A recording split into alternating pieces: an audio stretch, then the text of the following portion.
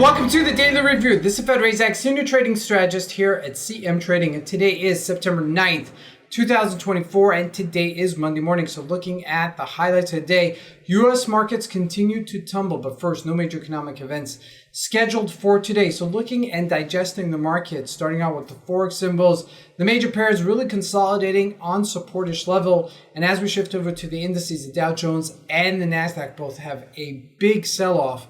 Now looking at commodities, they also join the form as gold dipping below 2,500 and oil sitting on support, really looking very weak, very uncharacteristic for this time of year. Now shifting over to the stocks, everything sold off, but the tech stocks were ones that led the markets lower. Lastly, looking at cryptocurrencies, Bitcoin also sliding lower to its supportish level of 54K. So let's take a look at the markets and see what we can expect from today's trading.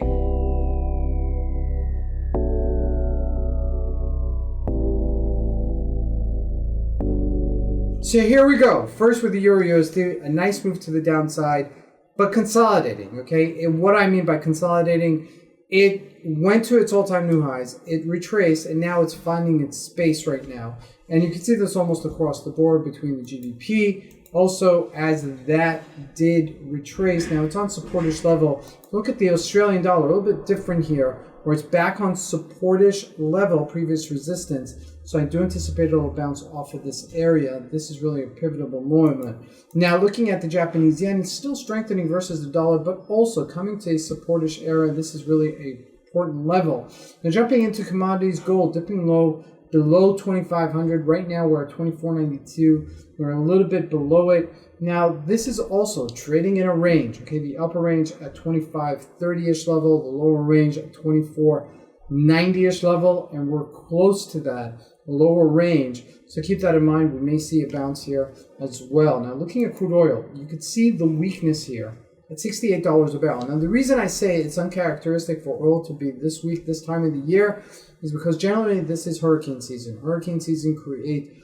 a disruption with the oil in the Gulf of Mexico, and as a result increase the price of oil. But that has not been the case this year, and yet oil is still going lower. So this is really a interesting situation going into the winter as we're entering fall in the northern hemisphere, that we're this week in oil. Now jumping into the US markets, big sell-off on the Dow Jones last week, going from 40,800 to 40,500, dipping below it even at 40,400, over 400-point retracement. Now, let's say we'll get a bounce. The question is how big of a bounce and will it be sustaining? Okay, now remember, on the 18th, we still have our FOMC rate statement. The NASDAQ showing a lot more weakness. It didn't even bounce at that earlier position at 19,000, excuse me, and showing some tremendous weakness. Now, what is weak? Everything.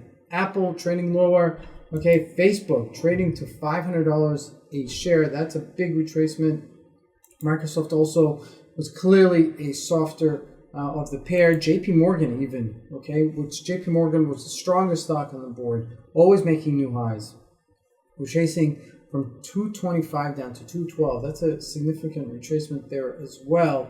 And not to mention NVIDIA, okay, which it's been showing some tremendous weakness back to $100. Might test that $89 to $90 low again. And Bitcoin as well showing some weakness here. All right, so there is weakness in the market. I do expect it to extend itself. Not sure if today's going to be the catalyst for it. But as the week continues, we're going to see more and more news come out. And we're going to see possibly some more weakness in the markets. But just be careful, because when the markets do sell off, there is that short squeeze where it pushes everybody out and then comes right back down. So keep that in mind. This is Razak. I want to wish you guys a great trading day. Thank you.